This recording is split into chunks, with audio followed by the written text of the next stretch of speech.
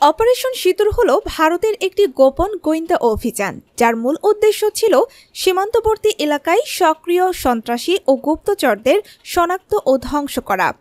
ভারতীয় সরকার এই অভিযানকে দেশের নিরাপত্তা বজায় রাখার জন্য অপরিহার্য বলে দাবি করেছে, কিন্তু অপারেশনটি নিয়ে বিভিন্ন বিতর্কও শুরু হয়েছে। অভিযোগ উঠেছে এই অভিযানে কিছু আইনগত ও মানবাধিকার লঙ্ঘন হয়েছে। এরই মাঝে গ্রেফতার করা হয়েছে একজন ভারতীয় অধ্যাপককে, যিনি অভিযোগের প্রেক্ষিতে অপারেশনের গোপন তথ্য বিদেশি গোষ্ঠীর কাছে সরবরাহ করেছেন বলে সন্দেহ করা হচ্ছে। এই অধ্যাপক ভারতের এক নামকরা বিশ্ববিদ্যালয়ের শিক্ষক ছিলেন।